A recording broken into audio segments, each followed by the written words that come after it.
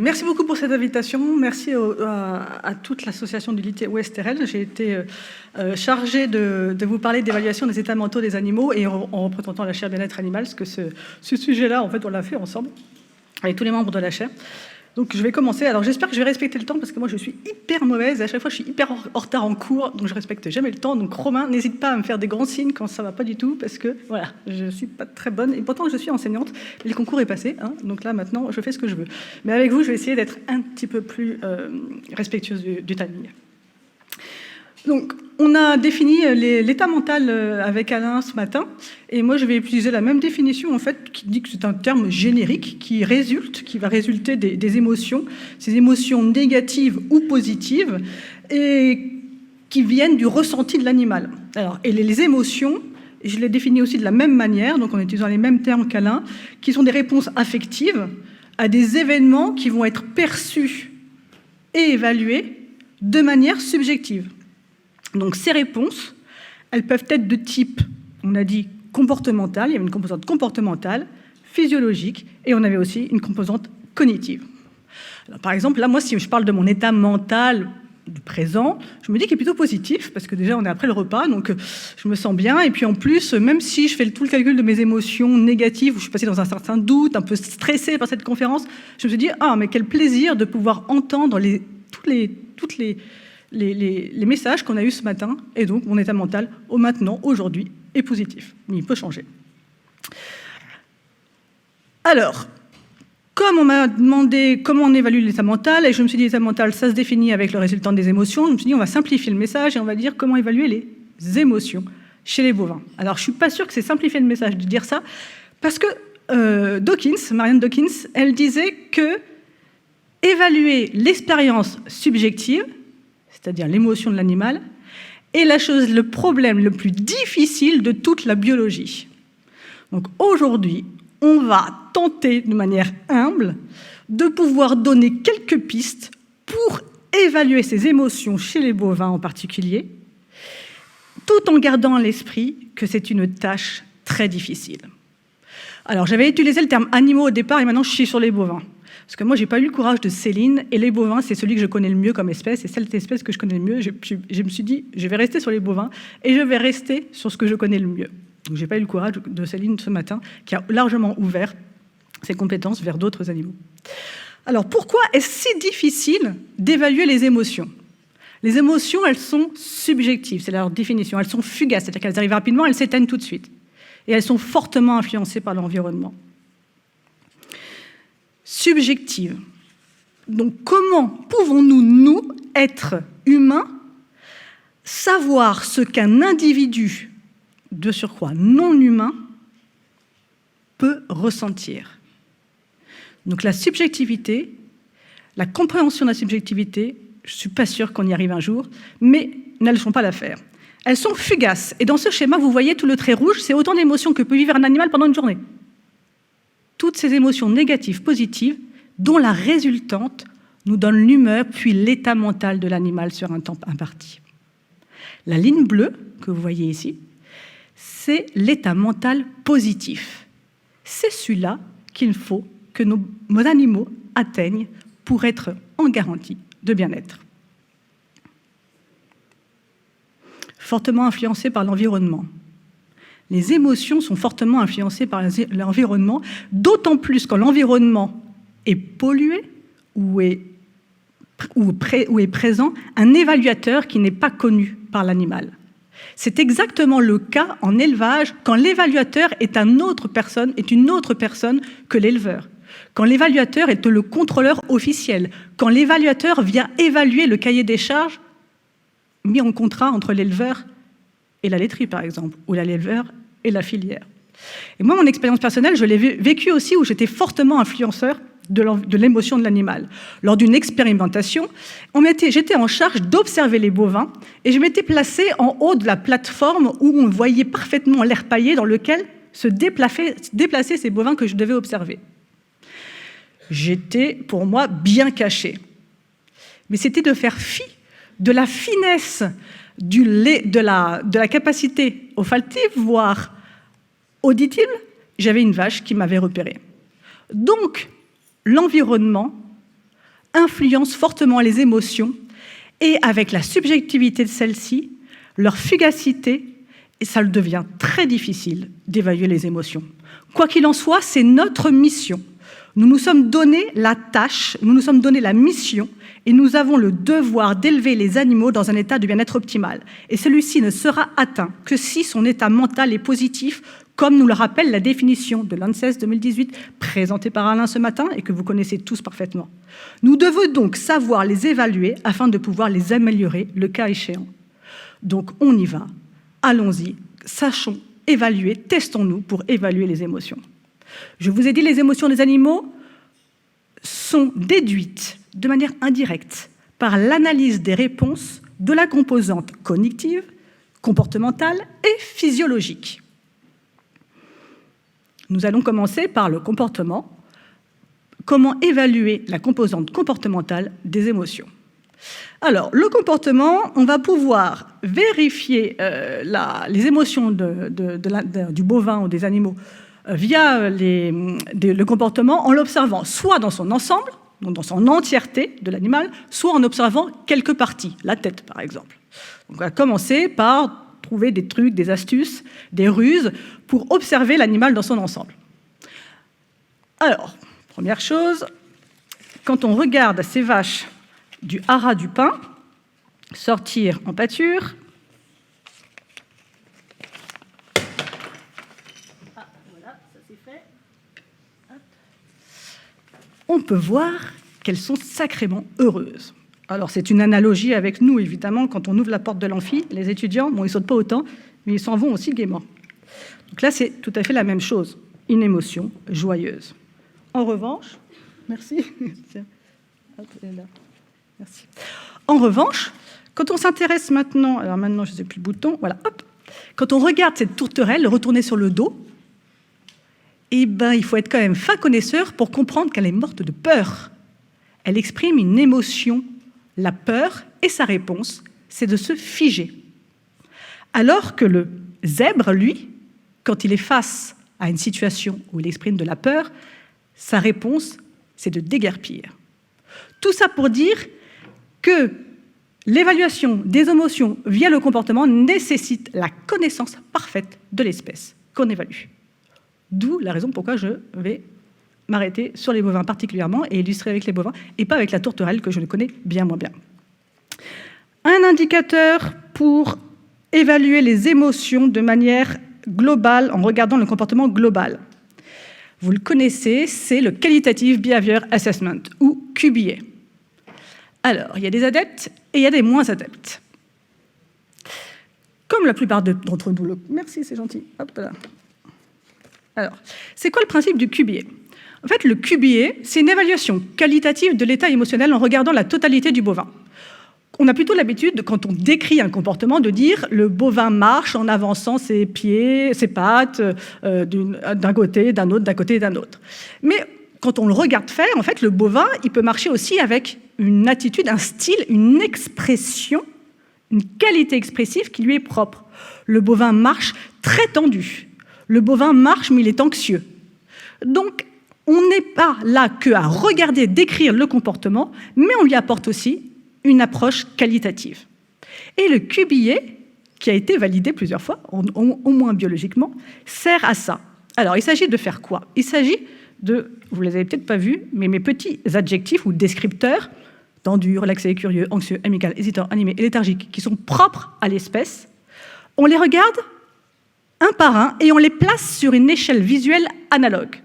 On les place, on considère que l'animal était très tendu, un peu relaxé, un petit peu curieux, moyennement anxieux, peu amical, faiblement hésitant, etc., etc. La combinaison de ces descripteurs, on va les placer sur un espace à deux dimensions, et cet espace à deux dimensions, hop là, je me prends mes petites antichaises, mais cet espace à deux dimensions, il correspond à la qualité expressive de son comportement. La première dimension est la valence, dans un continuum de négatif et de positif, et la deuxième dimension, qui est là représentée en l'axe des heures données, est l'état d'activité, ou l'état d'éveil de l'animal, avec ce même continuum du plus vers le moins. L'animal ou le groupe d'animaux est ainsi placé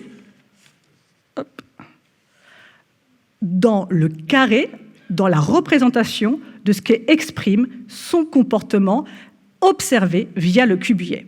Là, ma petite vache était entre le excité et joyeux. Donc, une valence positive avec une activation positive, une émotion positive avec une activation positive. Alors là, ça paraît un petit peu barbare. Et figurez-vous qu'on a quand même pas mal validé cet outil, parce que nous, dans notre équipe de recherche, on l'aime bien. Il y a, par exemple, ça a été validé pour sur des mammites à Escherichia-Coli en 2018. Et nous, on s'est amusé à le faire dans les hôpitaux de Veta-Gros-Sup. Et voilà ce qu'on en a sorti. Alors, dans les hôpitaux de Veta-Gros-Sup, on a observé 9 bovins pendant toute une journée, et on l'a observé 3 fois, chaque bovin. Puis, et l'observation s'est révélée être le jour où le bovin soit devait être euthanasié pour raison médicale, soit devait sortir, retourner en élevage ou retourner dans le troupeau pédagogique. Et qu'est-ce que ça a donné?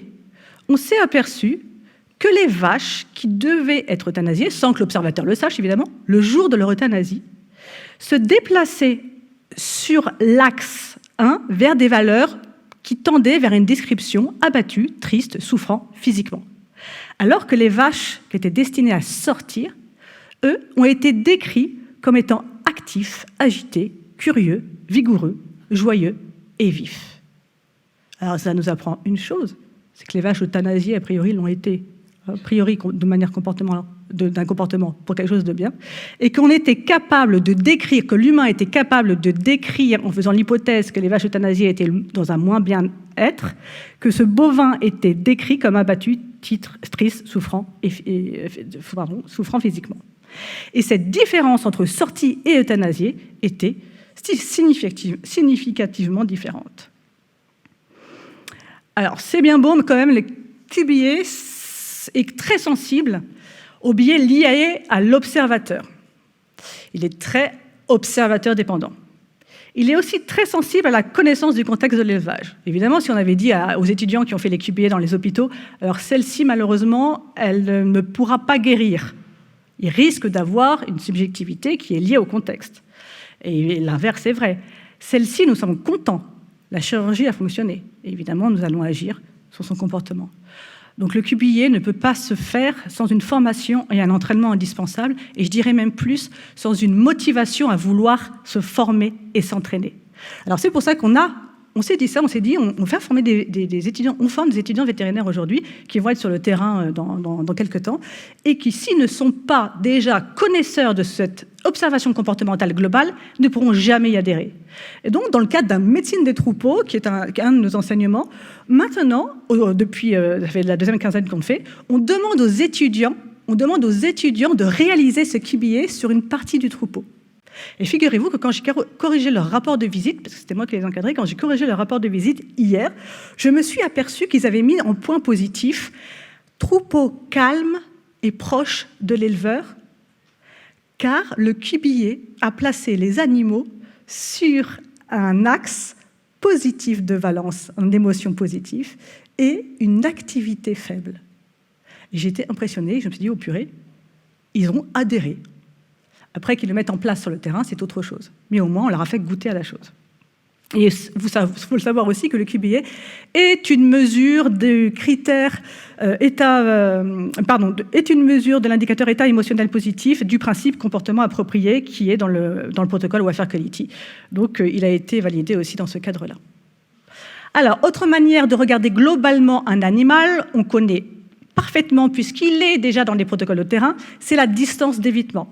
Alors, la distance d'évitement, on va regarder, hop là, comment ça se passe. Donc, la distance d'évitement, elle est là pour évaluer la relation humain-animal. Et l'hypothèse est que quand les animaux sont calmes, la relation humain-animal est bonne, et vice-versa. Donc, évaluer la distance d'évitement pour évaluer la relation humain-animal, indirectement, ça nous dit que le troupeau est calme. Et donc, comment on fait? Eh bien, on se place devant les bovins, devant un bovin qui est placé au cornadi, à peu près à 2 mètres, on tend le bras à 45 degrés, et on avance, hop, 1 mètre toutes les secondes, là c'est accéléré, 1 mètre toutes les secondes, et on va compter la distance entre le bout de sa main et la tête avant le premier retrait de l'animal. La tête de l'animal avant son premier retrait.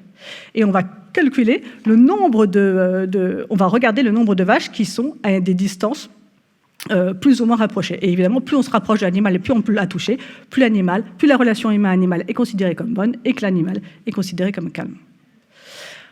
Autre indicateur ou mesure qu'on ne peut utiliser pour évaluer le comportement et donc pour évaluer les émotions via le comportement global, c'est le comportement de consommation, la consommation alimentaire ou la consommation de boissons. Ici, l'exemple, c'est une consommation alimentaire. En fait, le comportement de consommation, ce qu'on va rechercher plutôt, c'est d'évaluer le changement de consommation qui va montrer un changement d'émotion. Donc quand il y a un changement d'émotion, ça veut dire passer du négatif au positif ou du positif au négatif. Et c'est ces changements-là qui nous intéressent. Alors là, qu'est-ce qu'on a fait? C'était dans une expérience aussi, on a suivi 14 animaux qui étaient soit en situation d'inflammation, soit en situation de contrôle non inflammé. On a mesuré le temps passé à ingérer via un accéléromètre triaxial qui a été développé par Ithaca New Medria, et cet temps passé à ingérer était suivi pendant 24 heures et on avait la durée par heure. Et vous avez ce graphique à droite qui vous montre le temps passé à ingérer pour les vaches en situation d'inflammation, en rouge, et pour les vaches en situation de contrôle, en vert. Et ce qu'on voit, c'est que les vaches en situation d'inflammation mettent beaucoup plus de temps à réingérer, à de nouveau ingérer, que les vaches en situation de contrôle. Alors ça, on n'a pas prouvé grand-chose, on a prouvé ce que voit l'éleveur au quotidien. Une vache malade va aller moins manger qu'une vache en bonne forme. Mais là, ce qui est intéressant ici, c'est que ça a été suivi par des capteurs qui nous permettent de suivre en continu l'ingestion, donc de pouvoir aider l'éleveur pour évaluer cette modification d'émotion en lien indirectement mesuré par les changements de consommation. Autre mesure qu'on peut faire pour évaluer les émotions des animaux en regardant globalement le comportement, c'est de calculer le nombre de comportements affiliatifs, donc déléchage de l'allogrooming entre animaux, et de calculer aussi les comportements agonistiques entre les bovins. Alors un comportement agonistique avec des coups de tête et des déplacements de l'individu, toujours à l'unité expérimentale du pain. Alors j'ai eu Frédéric Launay m'a dit oui, si, montre-les, c'est super, comme ça moi je serais contente de voir les vaches du haras du pain ou lit ou estérel, donc c'est pour ça que je suis ravie de vous les montrer. Et celle-ci, ça c'était en élevage il y a 3 jours, où les vaches étaient au cornadi, elles étaient observées par les étudiants, on les a lâchées, évidemment c'était juste après la traite, elles se sont toutes truées sur l'abreuvoir, et qu'est-ce qui se passe à l'abreuvoir? Eh bien l'abreuvoir, débit pas suffisant, hein, vous le voyez direct parce qu'il est complètement vide, et surtout elles veulent toutes boire, et celle qui a les cornes, bon ça c'est un fait non exprès, mais en tout cas la décorne, chasse l'autre pour prendre sa place. Donc comportement agonistique, le nombre de comportements agonistiques est à relié avec une évaluation des émotions lors des émotions négatives. Toujours sur le comportement, mais là on ne va plus regarder globalement l'animal, on va le regarder par partie, spécifiquement. Et en particulier, on regarde les postures spécifiques, des expressions faciales, et la vocalisation, donc la communication dont Céline nous a parlé ce matin. L'expression faciale et les postures spécifiques sont très spécifiques quand il s'agit de douleur. Par exemple, chez les bovins, on va identifier 4 zones. Alors, les expressions faciales, elles existent parce qu'il y a une alternance entre contraction musculaire et relâchement musculaire. Contraction musculaire et relâchement musculaire en lien avec des émotions. C'est pour ça que les expressions faciales, on peut les relier aux émotions des animaux. Donc quand on regarde les quatre parties, 4 zones chez les bovins, l'oreille, donc les muscles d'oreille, les paupières, le mufle et les masséters, les joues, on s'aperçoit qu'en regardant particulièrement ces endroits, on peut les relier à des animaux qui peuvent être en douleur. Alors on va avoir la boiterie avec les naseaux bien ouverts, une mamite avec des yeux qui tombent et une ruménostomie avec une tête basse. Alors surtout, n'associez pas les yeux qui tombent à la mamite ou alors la boiterie avec les naseaux écartés. C'est pas du tout le cas, c'est pas encore montré. Et je suis pas sûre qu'on trouve qu'il y ait une spécificité du relâchement contraction musculaire pour une douleur localisée à la mamelle ou au pied, etc. Il n'y a pas de spécificité d'expression faciale encore montrée avec l'affection. Par contre, il peut y avoir des spécificités de posture. avec l'affection. Et là, quand on regarde les... 2 minutes, waouh, d'accord, je vous avais dit que j'étais beaucoup trop long. Alors, et là, quand on regarde les postures spécifiques, on peut s'apercevoir qu'il y a des queues rentrées en cas de douleur, qu'il y a des yeux écarquillés et des sclères bien visibles, qu'il y a des têtes basses et qu'il y a des membres, des individus isolés. Alors, comme je suis très hors du temps, et c'est toujours ce qui m'arrive, et je vous avais prévenu, c'est pas très bien, je vais aller directement à mon tableau qui va me permettre de vous montrer, hop là, vous voyez tout ce que j'avais à vous montrer, ce qu'on pourrait faire sur le terrain. Alors, en introduction, je vous ai dit, sur le terrain, il y a des éleveurs, sur le terrain, il y a des contrôleurs, et sur le terrain, il peut y avoir aussi des outils qui sont peut-être détournés et des outils qui sont présents en élevage, comme des outils d'élevage de précision, les capteurs de détection de chaleur, par exemple. Et sur le terrain, toutes ces mesures, par qui pourraient-ils être faits? L'éleveur, c'est la première ligne, le contrôleur, c'est la deuxième, et la troisième, c'est l'outil de l'élevage de précision. Eh bien, le QBA, je pense que l'éleveur, le contrôleur, il est bien placé. Les distances d'évitement, c'est pareil. Si vous voyez la première ligne, en fait, l'éleveur, je pense que c'est le meilleur évaluateur des émotions dans son élevage. C'est lui qui a le sens. C'est lui qui a le sens de son troupeau. L'évaluateur, il peut le faire, mais il ne sera pas là toujours pour pouvoir vérifier si la vache met plus de temps à les manger, pour aller vérifier les comportements de consommation. Il ne sera pas là toujours pour compter les comportements affiliatifs. Il n'aura qu'une photo à un moment donné. L'outil d'élevage de précision, il peut aider. Il peut aider justement à suivre en continu les comportements de consommation. Il peut aider aussi à vérifier, à surveiller par des caméras les comportements affiliatifs et du coup les compter. Et il n'est pas étonnant de savoir que déjà, dans les protocoles d'évaluation du bien-être animal sur le terrain, qui évaluent les émotions, la distance d'évitement est présente.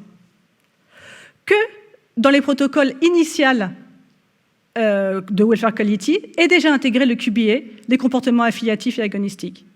Donc ce que j'ai envie de dire, c'est qu'on pourrait facilement intégrer le QBA grâce à l'éleveur, l'association éleveur et l'association avec le contrôleur. Mais tout ça, il faut quand même que ça nécessite une formation, des observations et des connaissances de l'espèce. Alors j'avais aussi de la physiologie à vous dire. Et la physiologie, eh bien, pour l'instant, c'est de la recherche, mais ce n'est pas encore du terrain. Là, j'ai mis en rouge température périphérique, cortisol et cytokine. Et je suis certaine que cortisol et cytokine vont pouvoir intéresser dans 5-10 ans les filiales, puisque c'est systématiquement relié à du stress, mais pas que, et que la cytokine, via l'interleukine 6, est reliée chez l'homme à la dépression chronique. Donc de l'interleukine 6 dans le lait tank, qu'est-ce que ça veut dire? On n'en est pas encore là. En conclusion, alors, vous avez des indicateurs comportementaux à intégrer dans les grilles d'évaluation dès demain. Le QBA, il faut le tester, il faut se faire son idée. Le comportement de consommation via les outils, via le suivi en continu. Il faut donc des formations. Les formations se développent, et il y en a déjà pas mal, mais il faut surtout des formations de connaissance de l'espèce et des formations à l'observation. L'évaluation des émotions, chez les bovins notamment, je pense qu'elle passe par un trinôme d'évaluateurs. L'éleveur, pour son sens de l'éleveur. Le contrôleur, pour son objectivité. Et l'outil, quand il est nécessaire, sur des comportements assez chronophages. Qui dit évaluation, qui dit indicateur validé. Et par exemple, les biomarqueurs neuroendocriniens, notamment, cytokine, cortisol, ils ont été validés dans des processus de recherche, mais ils n'ont pas encore été validés sur le fait qu'ils détectent correctement des émotions positives ou négatives sur le terrain. Peut-être que ça reste à faire aussi. Je vous remercie pour votre attention. Et...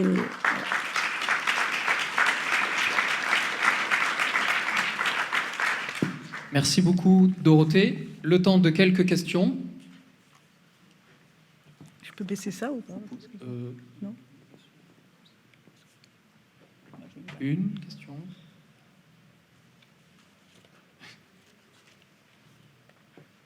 Vous n'avez pas de question? Une question.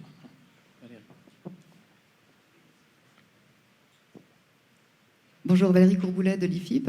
J'avais une question sur le QBA. Donc, il faut former les gens à utiliser ça. Donc, il faut les former en leur montrant des comportements, en observant les animaux. Donc, pourquoi ne pas tout de suite baser en fait l'évaluation sur l'observation de certains de ces comportements? Eh bien, ce n'est pas exclusif, en fait. La formation sur le comportement, c'est la base. On ne peut pas faire un QBA si on n'a pas la connaissance du comportement de l'espèce, de toute façon. Donc, là, j'avais comme prérequis que le comportement, c'était quelque chose qui était déjà acquis et qu'on pouvait peut-être voir le comportement dans sa qualité expressive. Donc, rajouter des descripteurs qu'on aurait tendance à instinctivement ressentir quand on regarde les animaux. Mais ça n'exclut évidemment pas la formation au comportement. Hein. Bien sûr. Ce qui est présent dans toutes les écoles d'agro, veto, BTS, etc. Hein, pas toutes les espèces, par contre. On a encore un petit peu de temps pour une question de plus. Oui.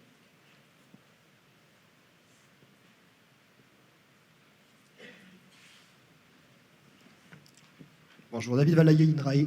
Je voulais savoir si vous avez connaissance de groupes de travail en éthologie, notamment avec des collaborations avec les sciences de l'information, qui développeraient des outils qui fassent appel à l'intelligence artificielle, au deep learning, pour interpréter tous ces comportements. Donc, je suis éthologue de formation. Oui. Qui sont très chronophages, comme vous l'avez dit, toute l'interprétation comportementale, subjective en plus. Donc, est-ce qu'il existe des groupes de travail qui font des recherches sur cette question? Alors, des groupes de travail, j'en ai pas forcément la connaissance, mais en revanche, le deep learning, l'intelligence artificielle, elle est en plein essor, là, dans les équipes d'éthologues, et ils sont associés avec soit des modélisateurs, soit des informaticiens, des mathématiciens, et qui travaillent là-dessus. Ouais. Nous, on a intégré, d'ailleurs, très récemment, une personne qui travaille en analyse d'images pour pouvoir détecter ces comportements-là qui sont très chronophages et qui nous permettraient effectivement de les dénombrer et pouvoir évaluer. Ouais. Voilà. Je suis restée très évasive sur l'utilisation des capteurs en élevage. Simplement, je me suis dit, sur le terrain, on est encore sur des capteurs qu'on peut détourner de détection de chaleur. Il commence à y avoir pas mal de caméras, notamment mais c'est des caméras flash, vous savez, des caméras qui ne prennent pas en continu, notamment pour la détection des vélages, surtout quand les éleveurs ne sont pas sur site. Mais je ne sais pas s'il y aura l'intérêt aussi financier d'intégrer cette intelligence artificielle dans ces outils de l'élevage qui sont utilisés pour le pilotage. Je laisse la possibilité. C'est déjà implémenté dans des thématiques propres à l'éthologie humaine. Oui, complètement. Dans les aéroports, dans les grandes surfaces. Où il y a la sécurité des gens et des foules, notamment, qui est en question. Il y a déjà des outils qui sont utilisés. Donc, je me demandais si ça avait déjà été implémenté dans les élevages de grande échelle, ou en Europe ou ailleurs. Hein. Alors, ça, j'ai pas la connaissance de ça. Peut-être que dans la salle, on pouvait peut-être répondre. Mais disons qu'il y a des fermes pilotes, on va dire, qui fonctionnent, oui. Et aussi sur les expressions faciales, d'ailleurs, des émotions. Ouais.